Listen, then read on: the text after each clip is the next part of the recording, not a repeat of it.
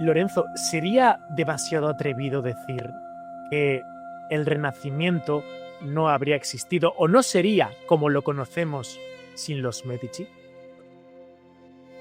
No es atrevido, nosotros hemos inventado el Renacimiento, en absoluto, materialmente, físicamente. Lo hemos inventado nosotros, lo ha inventado sobre todo Cosimo el Vecchio, el primer Cosimo famoso, porque él empezó invitando a Florencia el emperador de Bizancia y el Papa para que hicieran la paz, y el emperador de Bizancia vino con una corte de erudito muy especial que le encantaron a Cosimo, y cuando se fueron, cuando la conferencia fue terminada, es que el emperador volvió a Constantinopla, él pidió a estos eruditos que se quedaran a Florencia. Y es Cosimo que empezó todo. Es Cosimo que empezó absolutamente todo. Aventureros, hoy tengo el privilegio de entrevistar, yo diría que a un personaje histórico, y es que en muy pocas ocasiones alguien se encuentra enfrente de un Medici, y es que Lorenzo de Medici, el último heredero, el último legatario de la dinastía florentina, hoy se pasa por Desafío Viajero. No vamos a hablar solo de poder, traiciones, de conspiraciones, sino también de arte, de significado y de una de las familias más importantes e interesantes de toda la historia, los Medici, en Desafío Viajero. Comenzamos.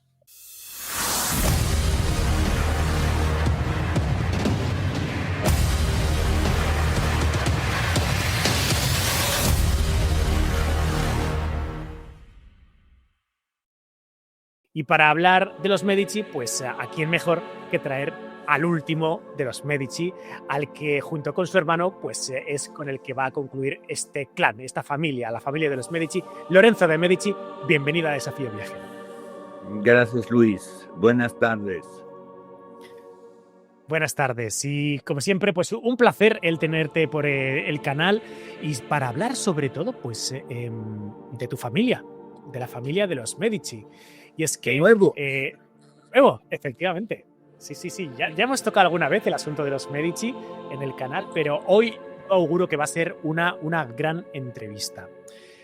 Lorenzo, hoy vamos a cualquier librería, ¿no? Y nos encontramos con esto. Los Medici, mi familia. Qué bien. ¿Qué se siente cuando uno dice, oye, yo soy de la familia de los Medici? Pues más que otro es la cara de los otros. Cuando te ven, saben que tú eres un Medici, se le cambia la cara. Inmediatamente hay un interés que no sé cuál es, pero se animan, y generalmente la gente es muy amable, siempre intenta hacerte placer.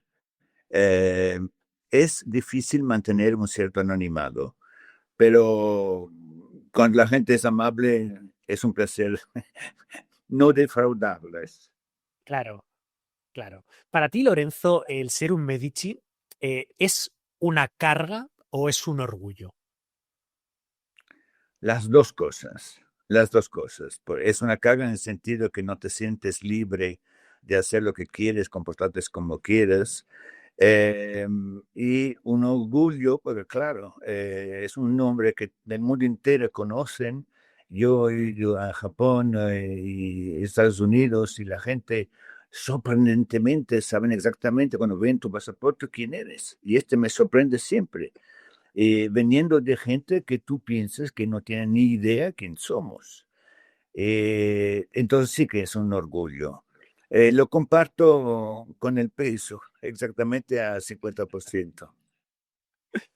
Yo me imagino que cuando tú eras niño, el hecho de saber que eras un Medici, ¿no? Y que pues el resto de los niños al final, por lo que le dicen sus padres, pues por lo que ven, que lo tienen que saber, hizo que tal vez no te gustase que te señalasen como un Medici.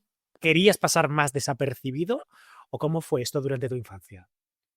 Mira, de la infancia yo estuve traumatizado de llamarme Medici, porque en la escuela sí llamaban los alumnos por su nombre, o hey, tú, Petro, Antonio, lo que sea, y a mí me llamaban señor de Medici.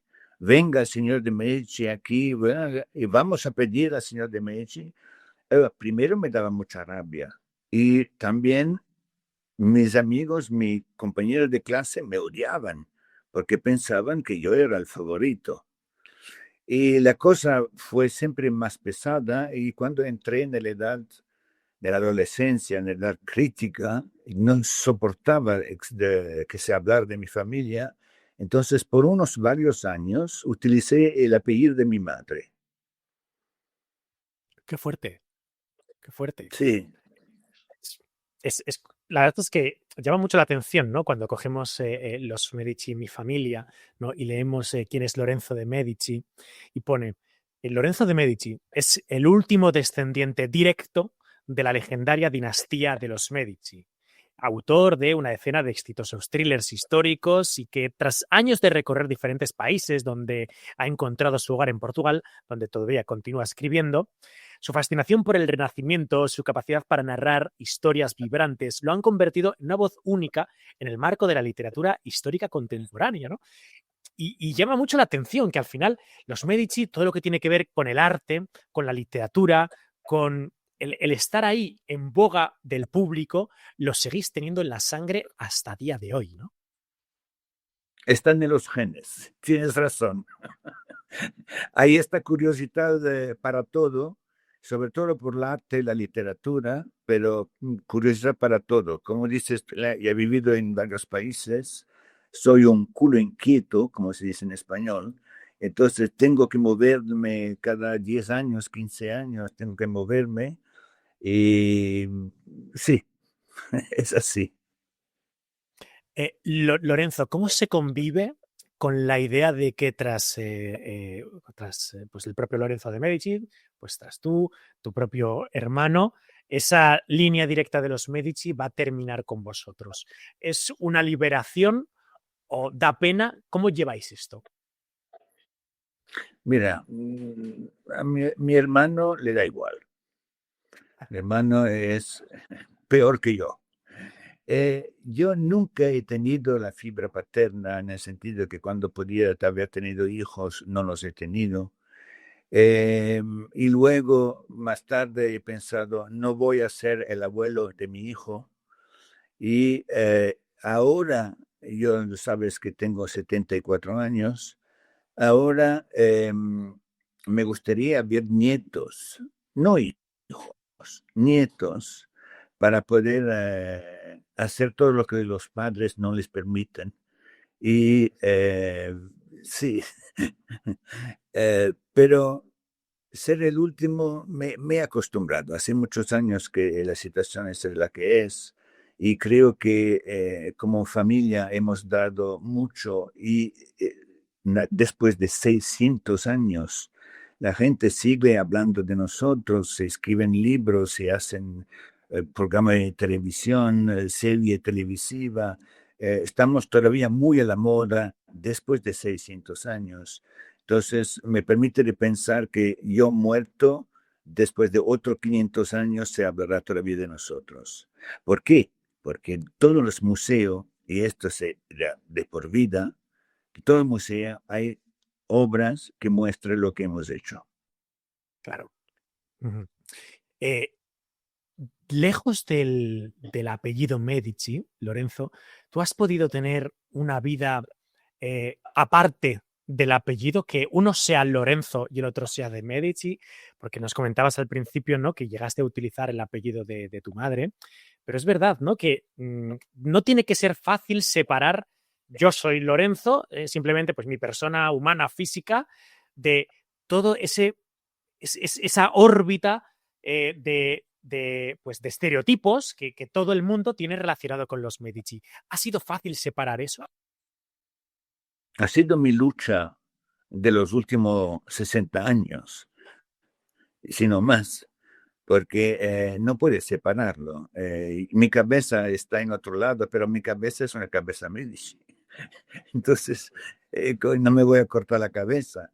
Yo lo que he querido, sobre todo en los últimos 30 años, es demostrar que yo era no solo un Medici, pero era capaz de escribir y tener un público aficionado a mis libros. Y esto es una satisfacción personal por Lorenzo. Y que yo me llama Medici, yo no creo que sea motivo para vender más libros, porque la gente hoy va muy a fondo. Es mi apellido, no lo voy a cambiar, pero es importante por mí ser reconocido como un escritor. Y creo que después de 30 años en el mercado ya estoy. Finalmente, tenemos una obra definitiva, Los Medici, escribiendo por el último Sí. Medici, por Lorenzo. Yo creo que todo el mundo a grandes rasgos sabe quiénes son los Medici, ¿no? Pero si alguien despistado, ¿qué le podría contar? ¿Quiénes fueron los Medici y por qué son tan populares y famosos en la iconografía y en el estereotipo de nuestra cultura actual? Bueno, exactamente lo que acabas de decir. Es decir, si nosotros somos tan importantes por la humanidad, lee mi libro para descubrir por qué. Porque hay tantas cosas que han pasado, tantos personajes que han contribuido, que leyendo el libro encontrarás las soluciones. ¿Hay un motivo por qué estamos todavía tan conocidos? Pues ahí lo descubrirás. Bueno, pues ahí queda eso, amigos. A mí me gustaría preguntarte por personajes, por otros Medici, ¿no? Que en el pasado han sido más o menos conocidos. Me gustaría preguntarte por alguien que, a tu juicio, ha sido injustamente olvidado por la historia y a otro Medici que tal vez haya sido injustamente vanagloriado por la historia. Buena pregunta. Una persona que no ha sido reconocida por lo que ha hecho es Ana María Luisa de Medici. Ella es la última de la rama granducal. Sabes que un árbol tiene varias ramas, yo desciendo de una rama y la rama granducal es otra rama. Tenemos un antepasado común, pero luego los caminos han ido cada uno por su lado. Y Ana María fue la última de su rama. Lo que es increíble es que esta mujer, siendo la última, heredó de sus parientes más cercanos su inmensa fortuna y se encontró con la fortuna más grande de Europa. Fortuna no solo de dinero, de tierra, de castillo, de casas, pero de obras de arte, la colección de arte más importante del mundo. Y he pensado, ahora, ¿qué voy a hacer?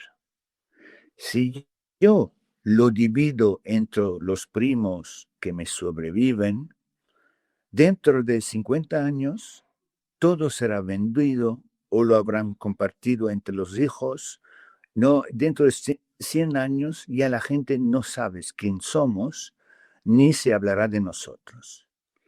Para que este no pase, voy a dejar todo a la ciudad de Florencia, con la prohibición que salga de la ciudad cualquier cosa. Es lo que hizo. Es una visión extremadamente longimirante de parte de una mujer por la época sobre todo. Estamos hablando del 1743. Y lo que pasó es que, siendo la última gran ducal del Gran Ducado, no había heredero, entonces entró a reinar en Toscana la familia Habsburg, los Habsburg-Lorena. ¿Y ellos qué hicieron? Pues se pasaron por el foro las decisiones de Ana María Luisa e intentaron de llevarse a Viena, en su capital, todo lo que podía. Y es muy triste porque ella, vieja y enferma, veía desde la ventana del palacio cómo de noche cargaban carros con todo lo que encontraban para llevárselo, cuando ella había estipulado que esto debería quedarse en Florencia. Esto por el personaje que no ha sido reconocido. Interesante. Eh, uno que se ha hablado demasiado. No hay, porque iba a decir de Lorenzo el Magnífico, pero Lorenzo el Magnífico era un hombre tan extraordinario, un grandísimo político, filósofo, escritor, poeta. Eh, fue él que ayudó digamos, la inteligencia italiana de la época, reuniendo en torno a sí mismo lo the best of the best que había. Y de hecho, cuando él murió, el Papa dijo, se ha terminado con la paz. Anda. Y esa era verdad, porque él mantenía todos los pequeños principados educados que formaban Italia, lo mantenía en paz. Y cuando ha muerto, pues, après moi le déluge. Bueno, hablaremos de Lorenzo el Magnífico en un ratito, uno de los Medici más conocidos, seguramente mi favorito, ¿no? El favorito de muchos. Pero hay una escena en los Medici, mi familia, que a mí me resulta muy tierna, que es cuando tu abuelo te lleva directamente ante una serie de retratos de los Medici, ¿no? Y te dice, esta es tu familia. ¿Eso fue un gesto de amor o fue una advertencia? Fue un gesto de educación familiar. Porque, como yo escribo en el libro, yo pasaba cada día por esta galería y ni levantado la mirada para ver quién era quién. Primero porque no los conocía, segundo porque siendo un niño no me interesaba. Y mi abuelo pensaba que era llegado el momento que yo empezara a darme cuenta de quién somos, cuál es nuestro papel y quién es quién. Entonces, en esta galería había prácticamente toda la familia y me contaba uno después del otro quién era quién, parándose sobre todo delante del retrato de Ana María Luisa, que él respetaba muchísimo. Y creo que ha sido un gesto de amor de mi abuelo. Ujú. Muy bueno, la verdad es que tuvo que ser, es un momento casi cinematográfico, ¿no? Yo creo que ahora mismo todos lo estamos imaginando. Mm, Lorenzo, hay una frase que yo te he leído, que es que los Medici no construyeron castillos, levantaron palacios. ¿Esta fue una manera de ejercer el poder sin mostrar las armas realmente? Sí, es sobre todo abriendo una nueva época, para hacer entender que había venido la época de hablar, de discutir, no con las armas, pero con otros argumentos, los argumentos de la palabra. Y por eso, especialmente Lorenzo el Magnífico, construyó magníficas vilas donde reunía toda esta inteligencia intelectual eh, para hablar, para hablar. Era muy importante el hablar. El tiempo de las fortalezas está perdido en el medioevo, en la Edad Mediana. Ya cuando, en los tiempos de Cosimo, perdón, de Lorenzo, eh, ya esta época había pasado. Ujú. Si hablamos del arte, ¿no? Que es algo respecto de lo que se asocia a los Medici, vemos que los Medici ofrecieron el mecenazgo y la protección a pues, artistas como Leonardo, como Botticelli, como Michelangelo. ¿Qué crees que buscaban los Medici rodeándose de estos genios? ¿Qué te parece? O sea, ¿por qué los Medici, ¿no? Pues querían estar alrededor de genios protegiéndolos de alguna manera? Bueno, es una forma de poder también. Es una búsqueda del reconocimiento. Entonces, ellos transformaban estos artesanos, porque eran artesanos, los transformaba en artista, pagando su estudio con un gran maestro para que aprendieran y que crearan obras que fueran, que permitiera a Florencia de ser orgullosa de sus artistas. Por los Medici, mostrar estas obras maravillosas significaba mostrar el poder que tenían. Y es una forma de marketing, un marketing del Renacimiento. A los Medici, Lorenzo se le relaciona, como estábamos comentando, con el arte, con el mecenazgo, con los palacios, ¿no? Pero también es verdad que muchos lo relacionan con la conspiración, con, de alguna forma, en el poder. ¿Puede el poder ser puro? Ya te veo venir. ¿Puede el poder ser puro en alguna ocasión? ¿O siempre que hablamos de entidades, de familias poderosas, siempre va a haber cierta, no sé cómo decirlo, impureza o conspiración o arrogancia a la hora de ejercerlo? ¿Cómo lo ves? Siempre, siempre habrá. Siempre habrá. ¿Por qué? Porque, por ejemplo, mira, yo me he preguntado, porque, ¿cómo es posible que una familia que brilla por su magnificencia y su cultura está cubierta también de tantas historias de envenenamiento, asesinato, apuñalamiento? Y yo me lo pregunté. Y la respuesta me vino de un escritor inglés que se llama Young, que escribió una biografía de 3 volúmenes sobre los Medici, muy detallada, muy precisa.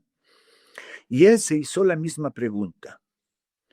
Y su respuesta fue que los Medici habían eliminado las familias más poderosas de Florencia que le hacía sombra, enviándolos al exilio. Y esta gente se ha quedado en exilio durante 300 años. Es evidente que esta gente no va a escribir y hablar bien de ti. Entonces se han inventado cualquier historia para hablar mal de nosotros por rabia, por haber sido exiliado y mantenido en exilio por tanto tiempo. Es la respuesta de Jung y yo creo que se corresponde bastante a la verdad. Es un facto muy posible. Es decir, que esto que se cuenta, ¿no? De que los Medici ejercieron el poder en Florencia, en la Toscana de la época, a base de oro, veneno y alianzas secretas, ¿es más leyenda que verdad? ¿O cuánto hay de leyenda y cuánto hay de verdad? Yo creo que mitad, mitad. Seguramente han pagado mucho y seguramente no han utilizado el veneno porque estas son cosas de fantasía por la serie televisiva que da más morbo una historia así. Por ejemplo, en la famosa serie televisiva donde trabaja Dustin Hoffman, que representa a Giovanni de Medici, el abuelo de Lorenzo, se hace que él muera al principio de la serie envenenado por una uva. Bueno, no es verdad. Él murió tranquilamente en su cama y no pasó nada de eso. Pero yo entiendo que por el entertainment, un poco de morbo mejora la audiencia. A mí me gustaría, Lorenzo, escuchar de tus propias palabras mi historia favorita de los Medici. Por supuesto que va a haber conspiración, ¿no? Que es la conjura de los Pazzi. Y es que parece una historia sacada de una serie de televisión y es alucinante que algo así pudiese ocurrir, ¿no? ¿De dónde venía este enfrentamiento entre los Pazzi y los Medici por el control de Florencia? ¿Cómo surgió esto? Bueno, es exactamente como lo dices. Los Pazzi eran una de las familias más importantes de Florencia, que se habían visto relegado a un segundo y tercer plano, sostenido también por el Papa Pío IV, y la única manera de retomar el control de la ciudad era eliminar los Medici.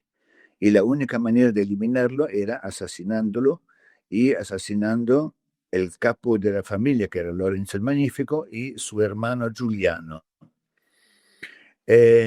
Tomaron, Lorenzo y Giuliano eran tan protegidos, porque se esperaba un atentado cada día, eran tan protegidos que el único lugar donde podían ser un poco menos protegidos eran en la catedral durante la misa. Y es lo que hicieron, se introducieron en la catedral, esperaron el momento oportuno y apuñalaron Lorenzo y Giuliano. Lorenzo fue solo herido, se escapó de la sacristía con sus guardias del cuerpo y Giuliano desafortunadamente murió puñalado ahí mismo en la catedral. Pero Y la venganza ha sido terrible. O sea, todos los miembros de la familia Pazzi han sido matados, todos. Primo, tío, todo. Ha habido una venganza terrible.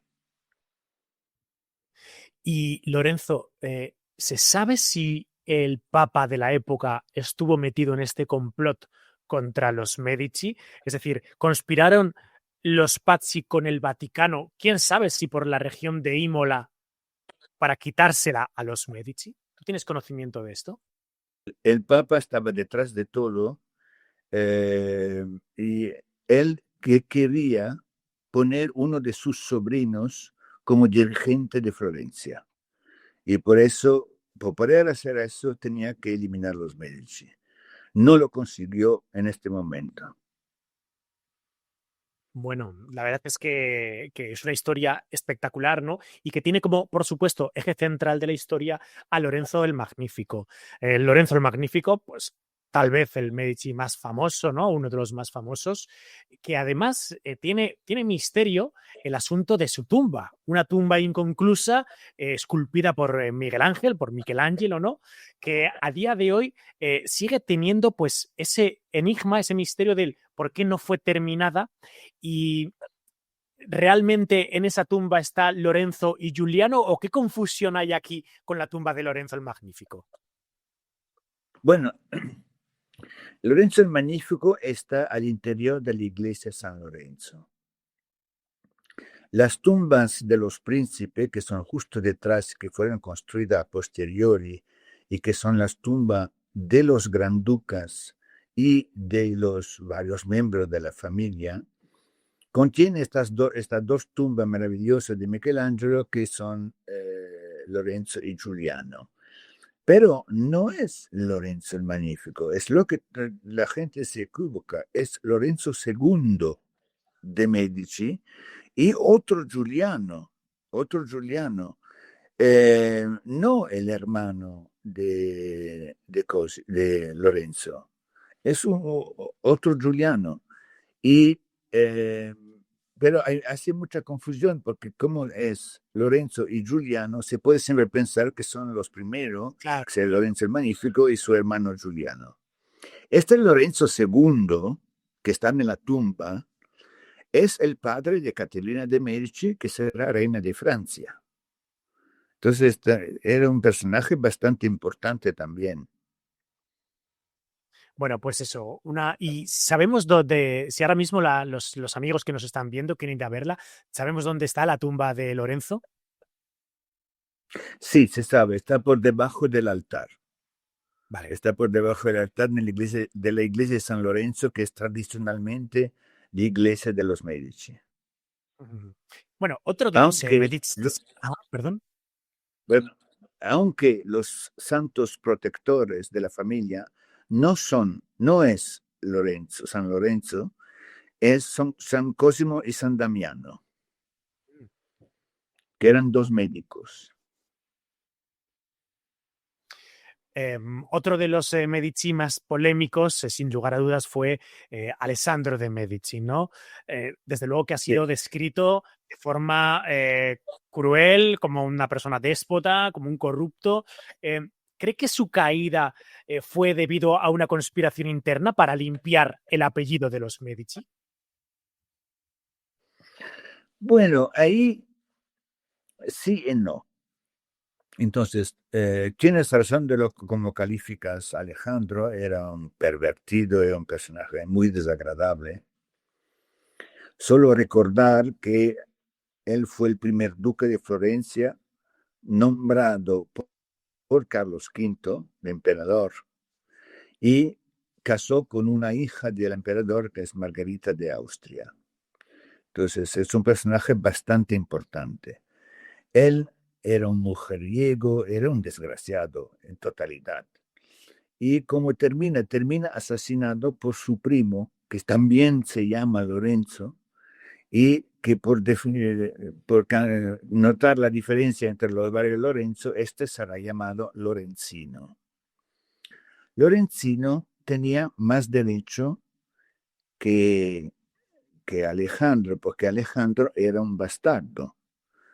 Alejandro era oficialmente el hijo del Papa Clemente VII. Por eso el Papa pidió a Carlos V que lo nombrara duque de Florencia. Entonces, la línea pura era la de Lorenzino, el asesino. Y Lorenzino no se sabe bien los motivos, pero Lorenzino terminó, que era compañero de juego de Alejandro, terminó por asesinarlo. Pero en lugar de establecerse en el poder que le expectaba que era de su derecho, él tuvo miedo y huyó a Venecia, donde más tarde los seguaces de los Medici lo persiguieron y lo mataron. O sea que mataron al asesino, pero mataron también el Real Medici. Y ahora aquí no puedo entrar en el detalle de la historia, pero todo esto tiene una sucesión de venganza que se paga de una rama a la otra. Y cuando asesinaron a Lorenzino, llegó al poder Cosimo el primero, que fue luego el primer gran duque de Toscana.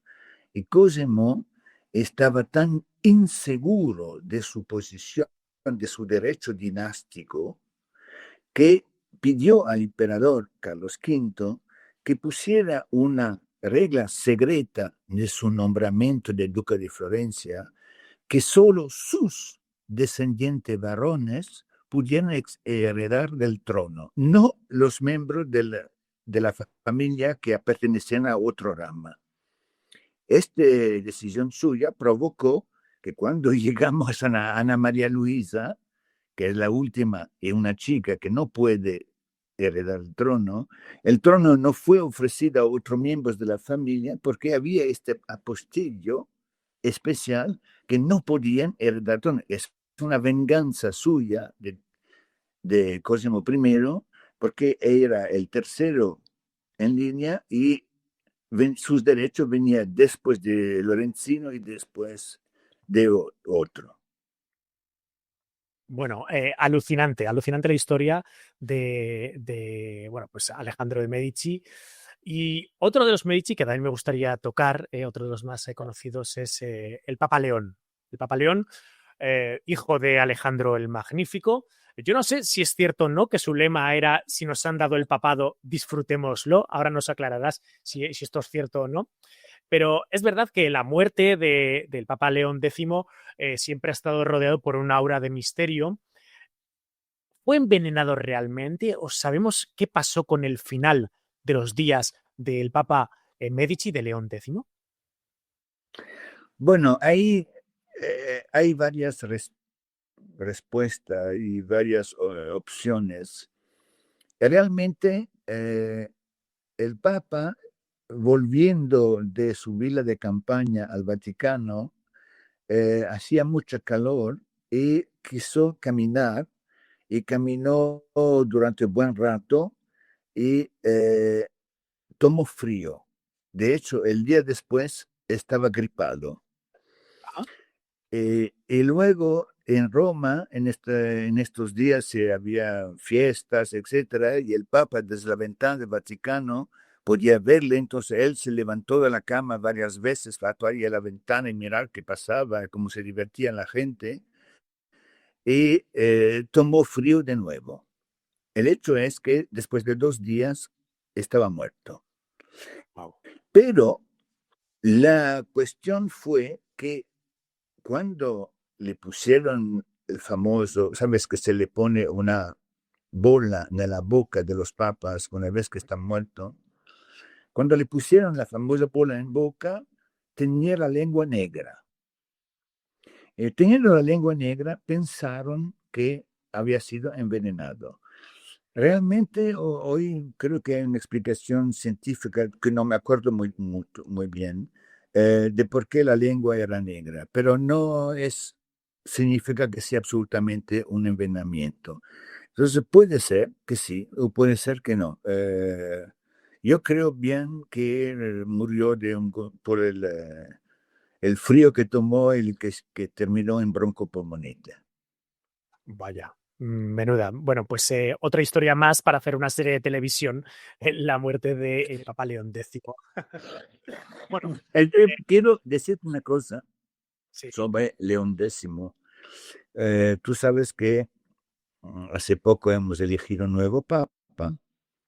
Entonces yo estaba con un grupo de amigos y cuando han hecho anuncio, habemos papa, hemos decidido de jugar a un juego que consistía en adivinar cuál nombre este papa elegiría. qué bueno. Entonces había muchos que decían Francisco II, otro que decían Juan Pablo III, y a mí se me ocurrió León XIV, porque León es el nombre usado por los papas de mi familia. Acabamos de hablar de León X, hay un León XI también, que se llama Alessandro de Medici, y ahora este se llama León XIV y sale con el número 14, que es muy divertido para nosotros. Sí, no, no me Una extraña. anécdota. Qué bueno. Bueno, de hecho, que sepamos, no tiene nada que ver con el linaje de los Medici, ¿no? No, nada. No. Bueno, la que sí que tiene que ver con el linaje de los Medici, y con esto yo creo que vamos a cerrar el ámbito de los personajes de los Medici, es Caterina, Caterina de Medici, la que llaman la reina envenenadora, ¿no? ¿Mito negro o una realidad incómoda para la familia Medici? Un total mito negro, pero total, total. A ver, Caterina fue una de las más grandes reinas que Francia haya tenido nunca. Absolutamente con un poder extraordinario, con una visión extraordinaria, con un mecenazgo extraordinario. Ella introdujo el tenedor en Francia, introdujo el perfume en Francia, introdujo la comida, la patata, varias cosas. Eh, y sobre todo un nivel intelectual que esta gente no tenía. Eh, ¿Por qué hay esta leyenda negra? Bueno, ella gustaba mucho del sobrenatural, sobre todo si le hablaban del futuro, se creía estas cosas y a causa de esta afición suya, Nostradamus y compañía, se le ha dado esta pincelada de envenenadora. No, en absoluto no. Y hace, es un poco la misma historia que te he contado, que los otros, las familias enviadas en exilio hablan mal de la familia durante 300 años. Es el caso también de ella. Ella, cuando llegó a Francia, no era destinada a ser la reina de Francia porque se había casado con un segundón, pero la historia ha hecho que se convirtiera en reina de Francia. No era amada para los franceses. Los franceses nunca le han gustado su reina extranjera. Mírate María Antonieta, que final ha hecho. Eh, y entonces esta mujer que odiada por la corte, abandonada por su marido, sola en un país extranjero, eh, se ha convertido en la reina más potente de este país, a la barba de todos los que la criticaban y querían devolverla a Italia. Bueno, desde luego que ahí lo tenemos, ¿no? Mito negro. Y es verdad, ¿no? Palabra. No, no, no. Es que Palabras. vemos que hay muchísima leyenda. Ya las fake news, ¿no? Ya las leyendas negras, ya el tratar de inventarse cosas del enemigo existía durante el Renacimiento, lo estamos viendo, que esto ha existido toda la vida, pero es que ha llegado hasta hoy, ¿no? Y que bulos que en aquella época se empezaron a establecer nos han llegado a hoy y nos hacen dudar si fue cierto o no. Por eso tenemos a Lorenzo de Medici que nos lo está aclarando todo. Bueno, tú sabes que ya en la política de hoy en España hay muchos bulos y la gente se le cree porque, bueno, tienen ganas de creerse, porque otros son tan evidentemente bulos, pero el bulo siempre ha existido, como lo dices tú, desde el Renacimiento hasta hoy. Lorenzo, ¿sería demasiado atrevido decir que el Renacimiento no habría existido o no sería como lo conocemos sin los Medici? No es atrevido, nosotros hemos inventado el Renacimiento, en absoluto, materialmente, físicamente. Lo hemos inventado nosotros, lo ha inventado sobre todo Cosimo el Vecchio, el primer Cosimo famoso, porque él empezó invitando a Florencia el emperador de Bizancia y el Papa para que hicieran la paz, y el emperador de Bizancia vino con una corte de erudito muy especial que le encantaron a Cosimo, y cuando se fueron, cuando la conferencia fue terminada, es que el emperador volvió a Constantinopla, él pidió a estos eruditos que se quedaran a Florencia. Y es Cosimo que empezó todo. Es Cosimo que empezó absolutamente todo. El Bueno, de renacimiento hecho, es nuestro. El sí, renacimiento es nuestro, no nos lo van a robar. sí, sí. Bueno, de hecho, Cosimo I de Medici es el que funda o que ordena la construcción de la Galería de Uffizi, ni más ni menos, ¿no? Te imagino que esto Sí, a nivel familiar tiene que ser un honor. bueno, mira, sí, sí.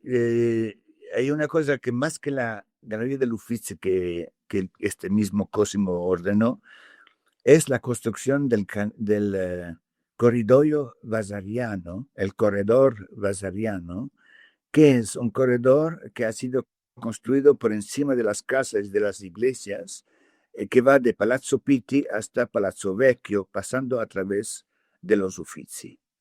Y sale de Palazzo Pitti, entra en una casa, luego cruza una iglesia, o cruza otro palacio, va por encima del Ponte Vecchio, entra en otro palacio enfrente y finalmente termina en los Uffizi. Este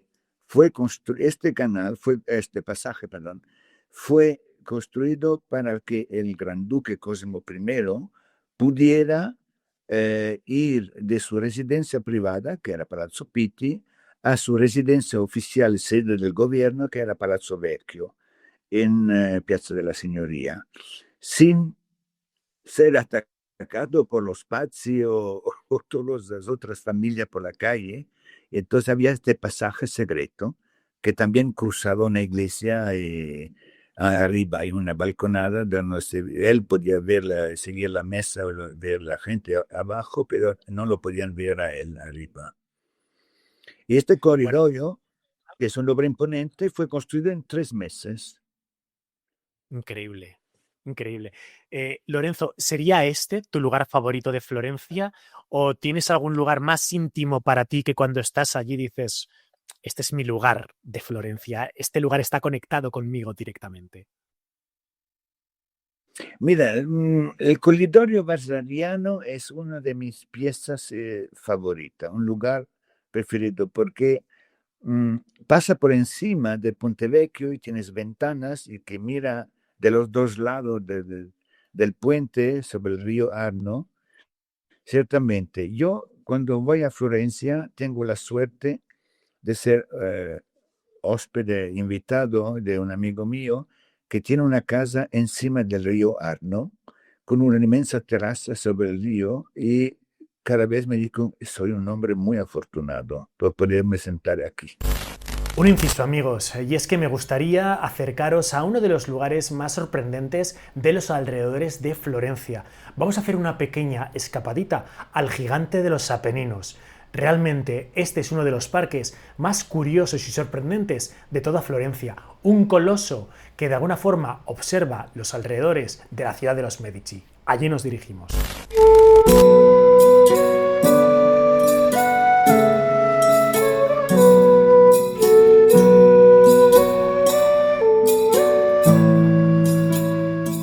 Camino de Florencia, he decidido detenerme en Giardini Palatino porque en este lugar se halla una de las esculturas más impresionantes de todo el planeta Tierra, el gigante de los Apeninos. Esta espectacular escultura de 10 metros de alto y de piedra y ladrillo se configura como una especie de gigante que no sabemos si nos protege o nos asusta, pero lo cierto es que es absolutamente imponente, el gigante de los Apeninos.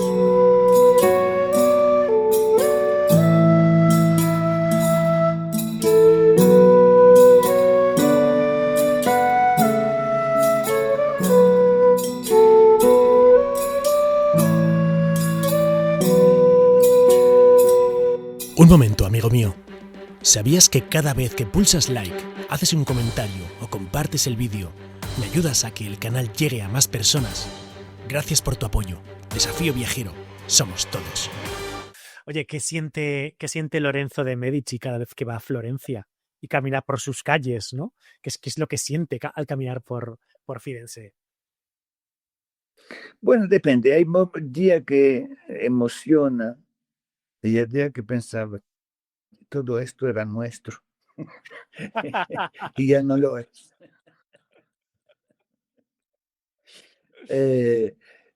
Sí, me gusta. Encuentro que hay demasiados turistas, demasiado, pero es una ciudad que la gente ni se da cuenta de cuánta belleza hay, porque hay una belleza después de la otra en todas las calles, en todas las partes de Florencia. Y yo estoy tan acostumbrado a pasar por allí que ni me doy cuenta, ni me fermo a admirar las cosas. Es una ciudad absolutamente excepcional. Y lo bueno de Florencia es que es peatonal, en el sentido puedes ir a pie en todas partes. Lo que nos está dejando claro Lorenzo, ¿no? y su obra Los Medici, mi familia, es que en el Renacimiento el poder estaba intrínsecamente ligado con el arte. Hoy en día, Lorenzo, ¿crees que esto ha cambiado? ¿Qué ha sustituido el arte en esa conjunción con el poder? ¿Quiénes serían los Medici de hoy en día? Mira, honestamente, ninguno. Hay muchas familias que te pueden venir a la cabeza, los Rothschild, los Rockefeller, lo que sea. Han sido gente que no han hecho nada de comparable por el arte como le ha hecho mi familia.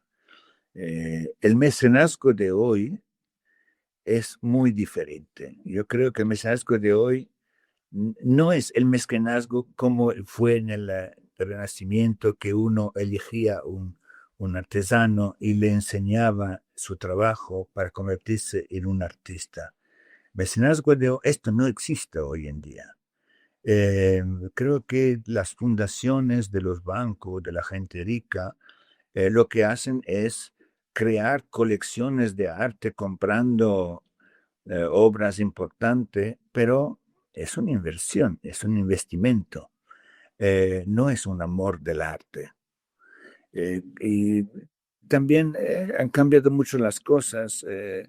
Estamos hablando de 500 años de diferencia. En 500 años ha llegado a Internet, que tú puedes vender un cuadro que pintas a Florencia y venderlo a New York a través de Internet. Esto era impensable a la época. O sea que no, vivimos en dos mundos totalmente diferentes y el mecenazgo para mí no es lo que era. Ujú. Estamos ya en la fase final, amigos. La verdad es que está siendo una entrevista muy, muy interesante. Yo no sé si vosotros estáis teniendo la misma sensación que tengo yo, ¿no? De casi estar en contacto directo con el Renacimiento, ¿no? Es como si estuviese aquí hablando, iba a decir con un Medici, es que estamos hablando con un Medici, amigos. Y es algo que a mí de verdad que para mí es un honor, es un privilegio gigantesco. Y sobre todo, pues compartir estas aventuras, estas anécdotas tan curiosas, estas reflexiones tan importantes que desde hoy nos llevan directamente al pasado, al Renacimiento. Hay una anécdota que cuentas en Los Medici, mi familia, que me llama mucho la atención, que es esa escultura del fauno de Miguel Ángel, el fauno sintiente que modifica a Miguel Ángel pues tras una broma con Lorenzo el Magnífico. ¿Nos puedes contar qué pasa aquí y de dónde viene esta curiosidad? Bueno, había un jardín que se llamaba el Jardín de San Marco, donde había varios eh, artistas que enseñaban, estaban escultando obras. Y Michelangelo escultó este fauno y cuando Lorenzo pasó y lo vio y dijo, bueno, sería mejor, más verdadero si no tuvieran los dientes. Y mientras él iba a ver otro artista y seguía su tour, cuando volvió, vi que Michelangelo había dado una martelada a los dientes para cambiar la obra. Y dice, este sí que eres un buen artista. Oye, Lorenzo, si pudieras tener delante a Lorenzo el Magnífico, ¿hay algo que te gustaría preguntarle? Hay muchas cosas que le preguntaría. Hay muchas cosas que le preguntaría. Y sobre todo es, ¿dónde has aprendido todo lo que sabes? ¿Con quién? Para la curiosidad, porque yo creo que mucho se lo ha hecho él mismo. O sea, ha bebido de sus amigos, ha bebido en el senso conocimiento de cultura, pero claro, son varias fuentes, son gente muy importante eh, que ha hecho que él tuviera tanto conocimiento. Me gustaría tener un décimo de lo que él tenía. Los Medici nos han dejado, desde luego, que una herencia patrimonial, artística, histórica, alucinante. Lorenzo, tú eres el último Medici, eres el legatario de todo lo que nos ha dejado la gran familia de los Medici. ¿Cuál crees que va a ser tu herencia para la posteridad, para los que con el paso del tiempo lean tus obras, cuenten tu historia? ¿Cuál te gustaría que fuese ese legado que vas a dejar a la humanidad como último Medici? Mira, yo no me hago ilusión. Yo creo que yo muerto, nadie se acordará de mí. Y no tengo la pretensión que se acuerdan. Y si se acuerdan, espero que sea un buen recuerdo. Y que dicen, bueno, en el fondo era el último Medici, pero en el fondo era un buen hombre. Porque siempre me perseguirá la leyenda negra de mi familia. Oye, y para dar un poquito de luz, amigos, a mí me gustaría hablar un poquito de, de una obra que a mí me gustó muchísimo de Lorenzo de Medici. Hay que decir que estamos hablando de los Medici, mi familia. La verdad es que es una portada muy interesante y muy bonita la que han preparado los amigos de Ariel, ¿no? Con la ciudad de Florencia, aquí dentro de la D de los Medici, donde se cuenta toda la historia de la familia Medici. Pero hay otra obra que a mí me gustó muchísimo. Es una novela inspirada en un hecho real, en un personaje real, que es El Florentino. El Florentino. A mí me gustaría, Lorenzo, que nos cuentes un poquito de qué va El diamante perdido de los Medici, el Florentino. Esta obra que, si no me equivoco, salió el año pasado, o hará un par de añitos, que llevamos al podcast de Desafío Viajero y que me parece fascinante. Así que para todos los amigos que nos están viendo, ¿de qué va esto de El Florentino, Lorenzo? Bueno, el Florentino es la historia del diamante perdido de los Medici. En este caso volvemos a la historia que te conté antes de la Ana María Luisa, la última de la rama granducal. Y como tú sabes, había escrito en su testamento que toda su herencia tenía que quedarse en Florencia. Pero los Habsburgo, cuando vieron el diamante, el segundo diamante más grande del mundo, 167 carats, decidieron de llevárselo secretamente a Viena. Y el diamante era tan importante, tan grande, tan pesado, que la emperatriz María Teresa lo llevó solo una vez. Y luego desapareció por muchos años. No se ha sabido nada de él. En el 1918, repito, 1918, al final de la Primera Guerra Mundial, el imperio de Austria se cae y los Habsburgos se van al exilio. Y el último emperador se llamaba Carlo I de Habsburgo. Carlo se fue con su mujercita, se fue en exilio en Suiza. ¿Y qué hace Carlo? Se lleva con él el diamante, porque es una pieza de enorme valor que no toma tanto espacio como otras cosas, fácil de transportar. Entonces, la ha enfilado en la buchaca y vía. Este valor, esta piedra, para entender el valor, hoy en día sería valorada en 420 millones de euros. Madre mía, O sea, barbaridad. es una barbaridad. Entonces, a un momento dado, este Carlo I, ex emperador, declara que le han robado en su casa el diamante. Y ahí hay una historia muy extraña porque primero acusa a su secretario de haberlo robado y después no se lo. Pero mira tú, milagro de los milagros, Carlo cuando se ha ido en exilio se ha llevado una mano por delante y la otra por detrás. Nada, solo el diamante en su buchaca. Pero de golpe tiene el dinero para montar una armada en Hungría donde quiere volver como soberano, como rey de Hungría. Y él se va en Hungría, tiene sus batallas, va a ver al regente Orti, que pensaba que era su amigo, para que lo proclama rey de Hungría, y Orti lo arresta, lo devuelve a los aliados y el señor es exiliado a Madeira.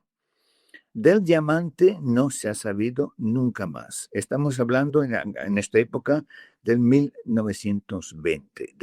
Desapareció oficialmente en el 1920. Muchos piensan que probablemente él ha vendido el diamante. Lo ha vendido que le permitía de montar una armada en Hungría y de hacer su golpe de Estado que no funcionó. Sino de dónde sacaba el dinero. Probablemente ha sido vendido, cortado, y por ese motivo hace 100 años que no se tiene noticia de él. Entonces, ¿qué he hecho yo? Yo he montado una pequeña historia, un pequeño thriller del Fiorentino, donde hay dos partes. Hay una parte actual, que de nuestros días, y una parte histórica, que es lo que pasaba con Ana María Luisa, la última de los Medici, y la historia del diamante. Y de la primera parte, la parte moderna, hay esta búsqueda del diamante, porque hay gente que está convencida que está escondido de alguna parte. Y es un thriller histórico, digamos. La primera parte pasa, es una anécdota por ti. La primera parte pasa en Portugal, donde yo vivo, y los personajes que yo describo ahí son todos amigos míos, de verdad, que están jugando un papel en el libro. Pero es toda la gente que conoce que no sabía que yo escribía de ellos, y cuando han descubierto que hacían los nombres se han quedado muertos. No me extraña. Maravilloso, maravilloso. Oye, desde luego qué sorpresa tendrían que haberse dado, ¿no? Qué sorpresa se dieron cuando se vieron ahí en el libro.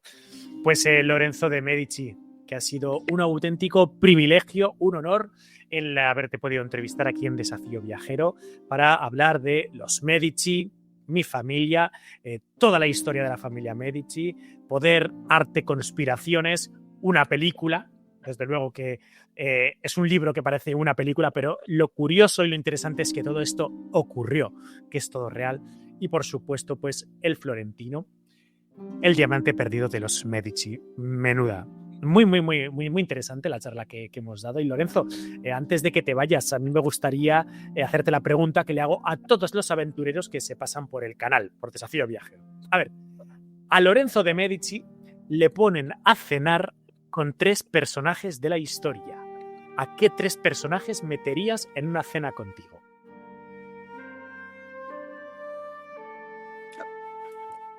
Pues me gustaría hablar con Napoleón I. Me gustaría hablar con el Papa Pío XII para entender qué papel ha jugado en la Segunda Guerra Mundial.